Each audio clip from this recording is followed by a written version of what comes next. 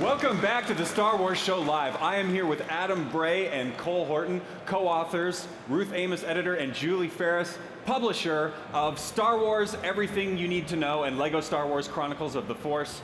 Thank you very much for being on the show. Happy to be here. Thanks for coming out today. Having us. Now, if you've seen the Star Wars show, you'd know we have a segment called Everything is Important, because everything is important in Star Wars. So how do you go about approaching a book titled Absolutely Everything You Need to Know? It's really overwhelming, actually. It was, I've worked on a lot of books and a lot of subjects, and this is the hardest book I've ever done.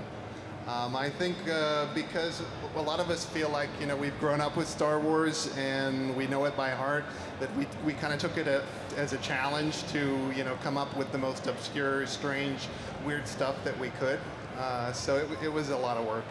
Yeah, Star Wars should be fun, right? And that's really what this book tried to do, is just be really fun and find maybe a different angle on things we thought we knew. The book really is for people who maybe don't know anything about Star Wars and are trying to learn, but also for old fans who just need to see Star Wars a different way. So were there any surprising things that you learned about Star Wars while you were writing this book? Things that you researched, or things that you thought, I never knew that I would know that about Star Wars? It's a lot of counting. There are so many facts and figures in this book, and I found myself at one point trying to figure out how long is Jar Jar's tongue. Right, and I'm actually at my dinner table, like with a measuring tape, trying to figure out. So you're like referencing the Phantom Menace, like, okay, if Qui-Gon is here and Jar Jar is here and the tongue is there. With a bowl of fruit in front of me, absolutely. You got to get all the factors in there. That's right, and you want to be precise. You want to get it right, because readers know if you don't get it right. Yeah, there were things like Teebo the Ewok, his necklace. I wanted to know how many teeth he had in his necklace. Yeah. But I asked the guys in the story group, do you guys know? And nobody had ever bothered to count. And there weren't really any great photos, so I had to scour, every photo of Teebo at every single angle and try to cross-reference how many of those little teeth were around his neck. Yeah, stumping the story group, that's not easy to do. Well, and there's so much information. Were there fun things that you had to cut that didn't make it into the book? Oh, yeah, definitely. Definitely. It was quite hard at times because there was some absolutely fantastic information that the authors provided us with.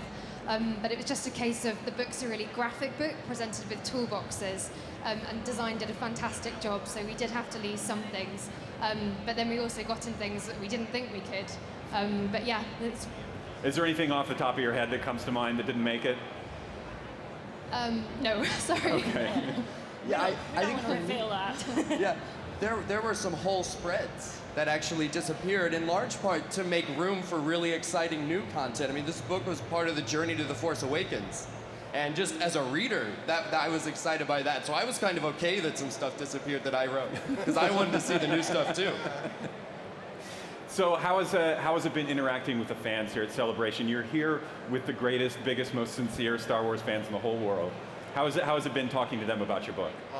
That's the fun part, just because everybody's so excited, and they're so supportive too. That's the thing about meeting Star Wars fans. Every convention, it's like meeting your family, your relatives, and the relationships that we create with other Star Wars fans after successive events. I've really valued that experience. Yeah. And we have a DK stand, which is just opposite the Rogue One costumes. We've got a great spot, and we have lots of our amazing books there, and we have author signings, so do stop by. And also you can submit questions of things that you didn't find out about in absolutely everything you need to know. Oh, very good. Yeah. So people who have burning questions can send them your way. Yeah, and we can try and answer those on the panel tomorrow on Sunday. That's fantastic. So if you're at the convention, you can come to the panel tomorrow to interact with these folks. Thank you so much for being on the Star Wars Show. And stick around, more Star Wars Show Live is coming at you in a second from Star Wars Celebration Europe 2016 on StarWars.com.